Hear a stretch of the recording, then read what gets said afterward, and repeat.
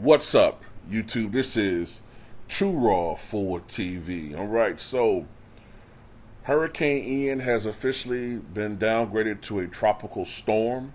As of my recording, the same storm that was a strong Category 4, near Category 5 hurricane with 155 mile per hour winds when it crashed into Florida yesterday afternoon, is now close to exiting the coast, a little faster than they anticipated.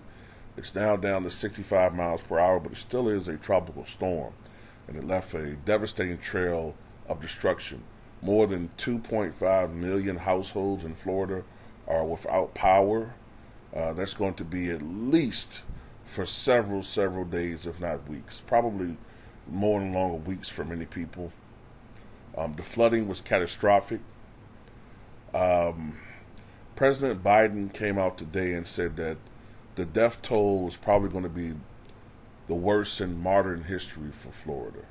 Now, I don't know if it's going to rival, like the Florida Keys storm or things of that nature, but I would say in the last 30 to 40, 50 years, that could be probably the case. The official death toll is 7, but, these things will develop. When you have that type of storm surge, so many people that chose to stay that should have left, it's probably going to be pretty bad. It's going to be pretty bad, man, but I hope that everyone who is subscribed to me that lives in the state came through okay. I was really thinking about a lot of you guys yesterday, but, now it's time for cleanup. Now it's time for cleanup, the process to begin in Florida. But the storm is not over. It's going to, because of the stirring mechanisms in the atmosphere, according to the models, the storm is actually going to go out to the Atlantic Ocean and be in the waters for 24 hours.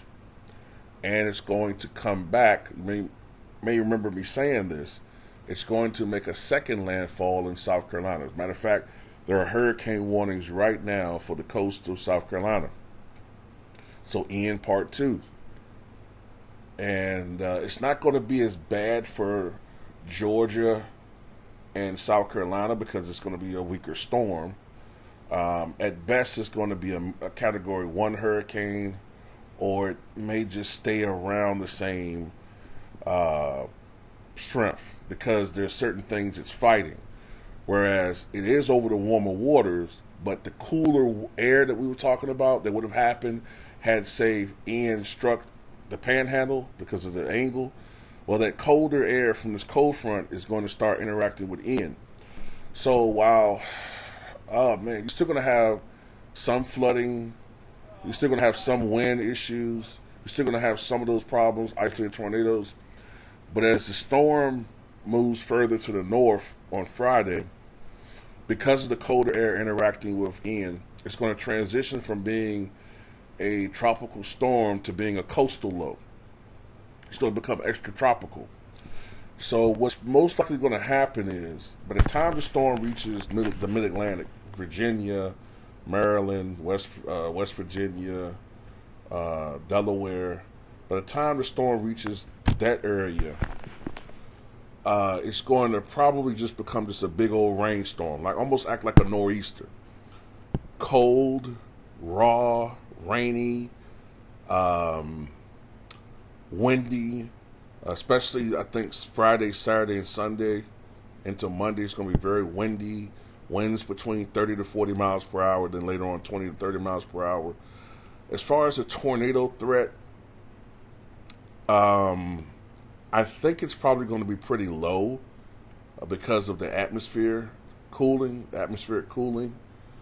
If there is a little bit of, say, clearing, breaks in the clouds, and the temperatures rise in the 70s along the coast, and maybe there might be an isolated tornado threat, but that right now seems to be like a lesser possibility.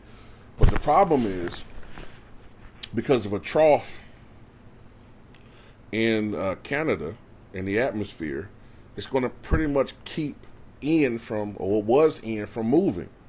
So it's going to pretty much just stay in one place for several days.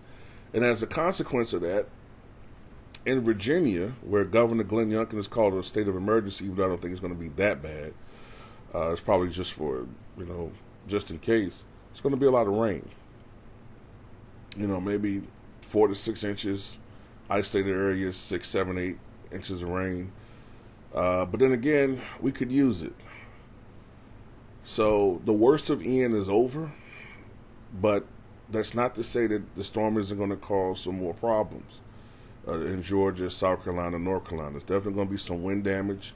It's definitely going to be some isolated tornadoes, probably North Carolina southward. And I think the biggest problem, even in Virginia, that you're going to have, though not on the same scale of Florida, you're going to have some power outages. So prepare for those things. So anyway, that's all I got to say about this storm. Listen to your local meteorologist to get even better, more concise details about how to deal with the storm. But anyway, tell me what you guys think.